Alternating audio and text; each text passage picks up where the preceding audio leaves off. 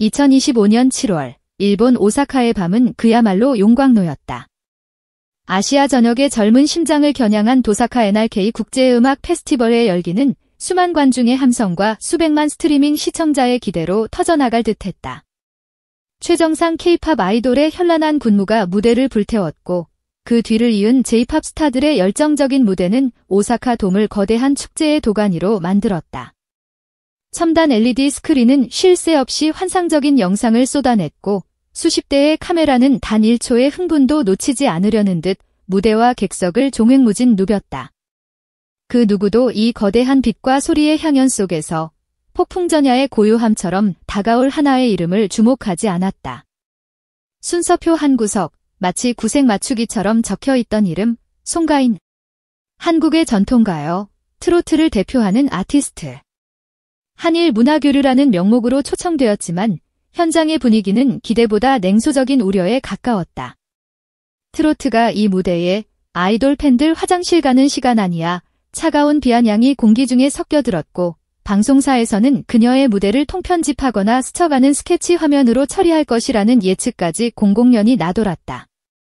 모두가 K-팝과 J-팝의 다음 무대를 기다리던 바로 그 순간 역사는 조용히 새로운 페이지를 준비하고 있었다.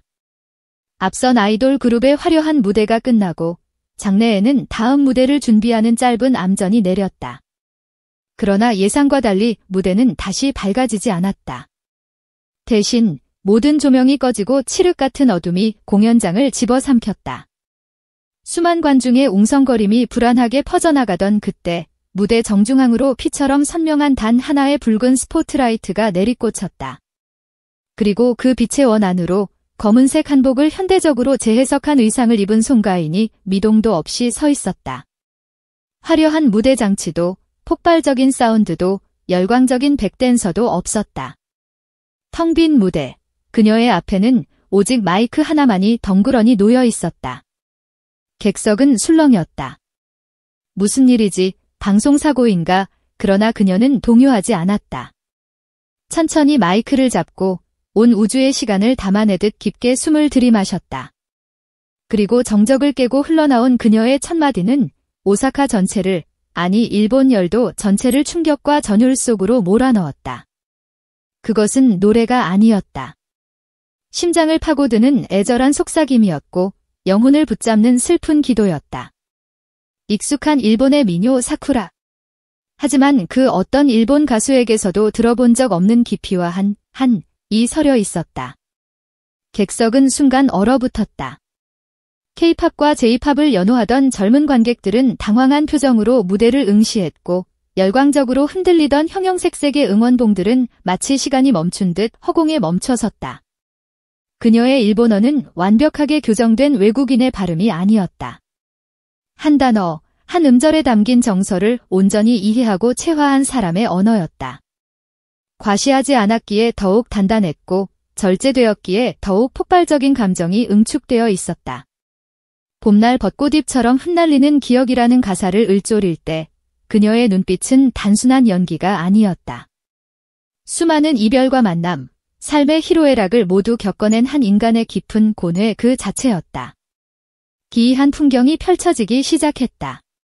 무대를 스마트폰 카메라에 담던 팬들이 하나둘 조용히 휴대폰을 내리기 시작했다. 화면이라는 얇은 막을 통해서는 도저히 담을 수 없는 실제 목소리가 가진 영적인 힘에 압도당했기 때문이다. 실시간 스트리밍 댓글창은 경악으로 폭발했다. 무대 중반, 객석 곳곳에서 흐느끼는 소리가 들려왔다. 화려한 J-팝 아이돌의 팬클럽 복장을 한 앳된 소녀가, 백발이 성성한 노인이, 무대를 경비하던 건장한 청년이 너나 할 것 없이 눈가를 훔쳤다. 그들은 더 이상 한국의 트로트 가수를 보고 있는 것이 아니었다.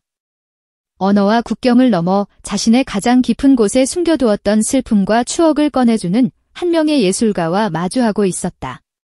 현장을 지휘하던 한 NHK 베테랑 스태프는 훗날 이렇게 증언했다. 사실 처음엔 다들 무관심했어요. 전형적인 문화교류 무대라고 생각했죠. 그런데 노래가 시작되자마자 조정실의 모든 스태프들이 하던 일을 멈췄습니다. 저 역시 제가 무엇을 해야 할지 잊어버렸어요. 무대가 멈춘 게 아니라 시간이, 공간이, 오사카 전체가 그녀의 목소리 앞에 무릎 꿇은 것 같았습니다.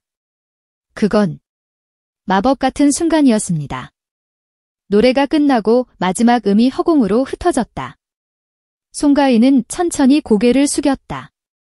어떤 멘트도 손짓도 없었다. 그저 왼손을 조용히 자신의 가슴에 얹었을 뿐이다. 그 동작 하나에 나의 진심이 당신들에게 닿았기를 바라는 수만 가지의 언어가 담겨 있었다. 그리고 찾아온 약 10초간의 성스러운 침묵. 그 누구도 먼저 박수를 치지 못했다. 감정의 여운이 너무나도 깊어 차마 깰 수 없는 거대한 정적이 공연장을 지배했다.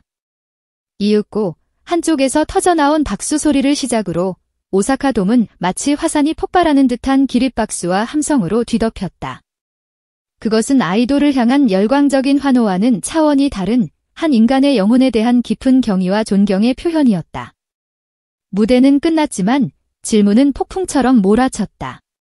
도대체 그녀는 누구인가? 어떻게 저토록 완벽하고 깊이 있는 일본어를 구사하는가? 그리고 곧이어 밝혀진 사실은 일본 사회를 다시 한번 충격에 빠뜨렸다.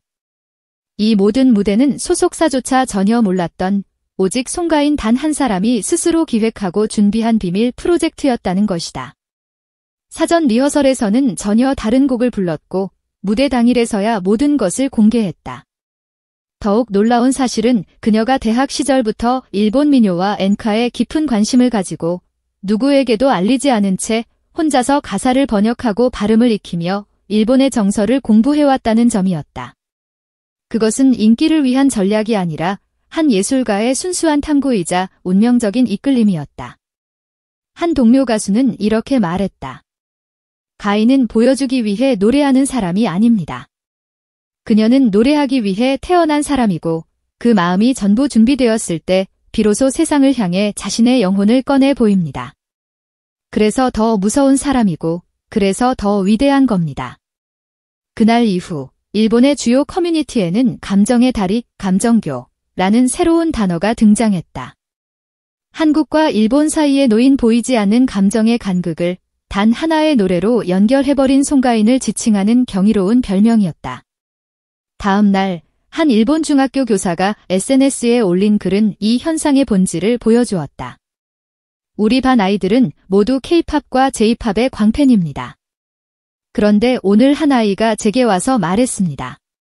선생님, 어제 트로트라는 노래를 들었는데 가슴이 이상했어요. 그 말을 듣는 순간 저도 모르게 눈시울이 붉어졌습니다. 그녀는 단순히 노래를 잘 부른 것이 아니었다. 그녀는 마음을 불렀다. 기술과 장르를 넘어 한 인간의 진심이 다른 인간의 마음에 닿을 수 있다는 가장 원초적인 진실을 4분 30초라는 짧은 시간 동안 증명해 보였다. 송가인의 사쿠라는 단순한 무대가 아니었다. 그것은 언어, 문화, 세대, 국경을 초월한 하나의 사건이었으며 우리가 진짜 음악이라 부르는 것이 무엇인지, 진짜 예술의 힘이 어디서 오는지 묻는 거대한 질문이었다.